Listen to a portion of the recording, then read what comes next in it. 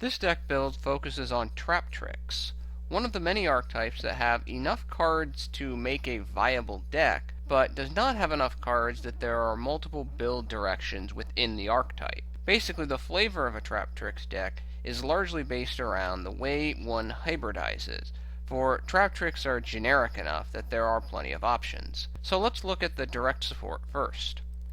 First off, all Traptrix monsters have immunity to whole normal trap cards, which doesn't really mean much.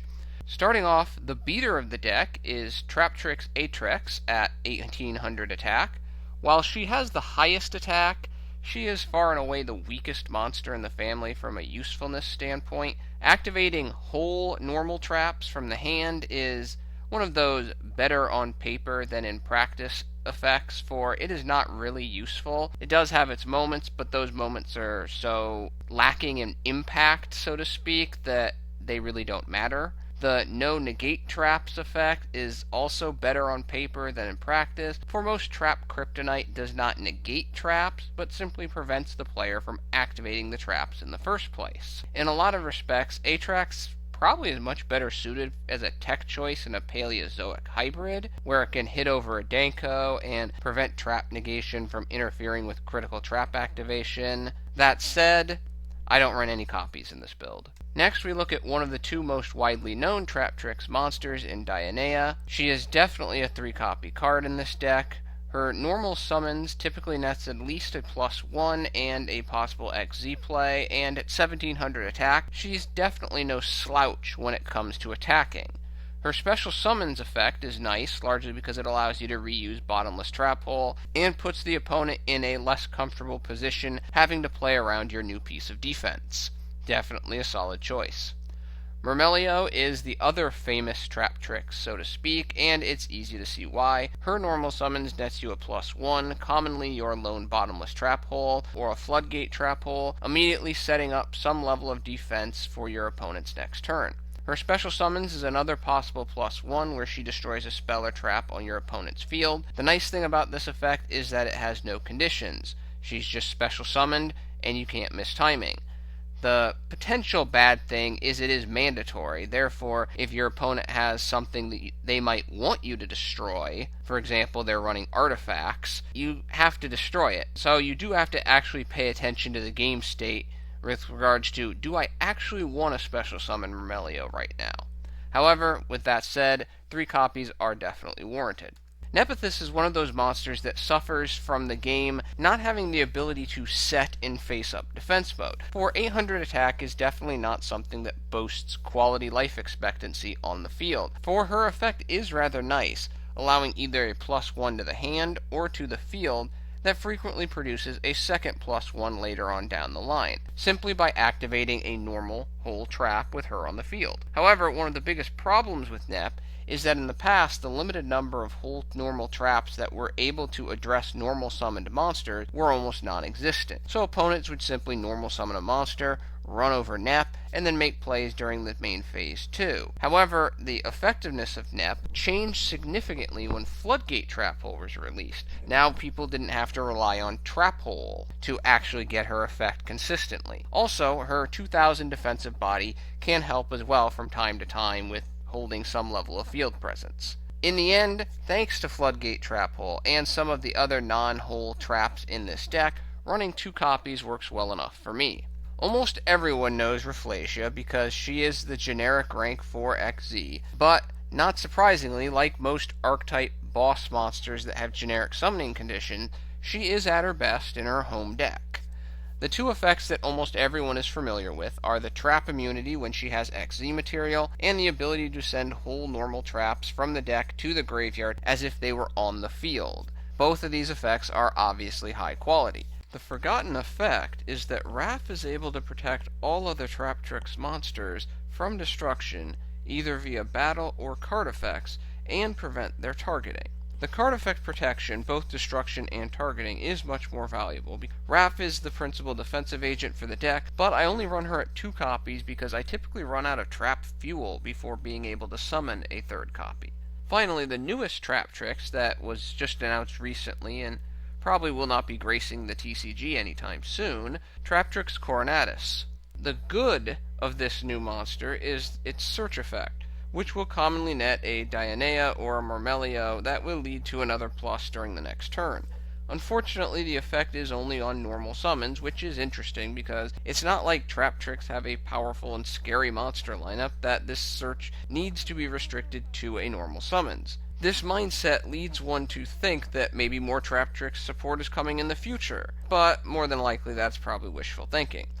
The bad is that the swap effect is not really useful because it's not hidden in a sense. The effect is not bad, it's just right now there's little one can actually do with it that provides value. Yes, the effect can work with Treasure Map, but why are you running Treasure Map for just one card? However, when this card does come out, it probably is a 2 or 3 copy card in Traptrix decks, solely because of the search. Now, seeing that the deck centers around hole-based normal traps, it would be best to briefly review the available ammunition.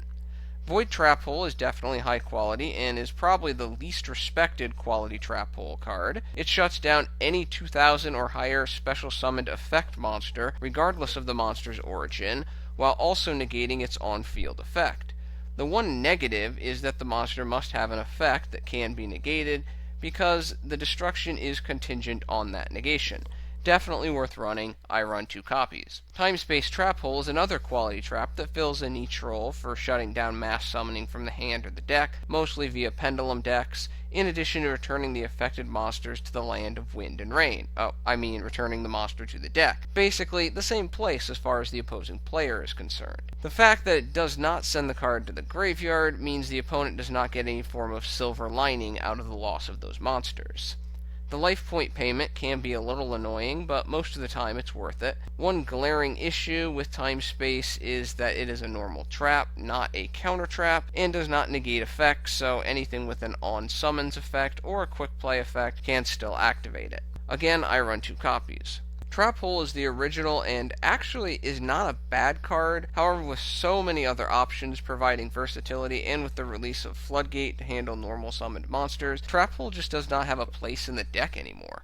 DD Trap Hole is just bad, and that's before you even get to the last portion of the sentence. This card could have been interesting in a DD deck if it hit any monster, but having to go after only a set monster? Next, please. Deep Dark Trap Hole was definitely a nice choice for the side deck in the past, but now with the Banish Zone not being as permanent as it once was, and with the general restriction applied to its activation, Deep Dark just seems like it's a little too unreliable. Most of the time, Void, Floodgate, or Time-Space can just do the job better. However, 1 copy can be interesting thanks to the versatility provided by Wrath. Despite that fact, though, I choose not to run any copies. In this deck, Bottomless is a mandatory 1 copy card. Period. Nightmare is a Traptrix card in name only because having Traptrix in the name means basically nothing because there is no effect tie-in to the archetype. Nightmare is a solid card, but its overall usefulness is commonly covered again by either Void or Time-Space. Acid Trap Hole is actually more useful for flipping over the controller's high defense point flip effect monsters, largely in an archetype like Subterrors, than actually providing any real defense for your monsters. Skip it. Double Trap Hole is alright, but misses the point of most traps, protecting yourself against offensive threats, not removing opponent defenses. Adhesion Trap Hole was a bad idea when it was created, and it's just laughable now. Floodgate Trap Hole was a quasi-life raft for this deck, with Bottomless limited to 1, for now the deck could actually deal with normal summoned monsters better without having to run the original Trap Hole.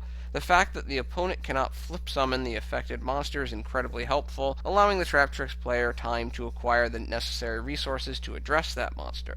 The fact that it hits all monsters in a single summon sequence is just the cherry on top. I run 2 copies, although there is nothing wrong with running 3.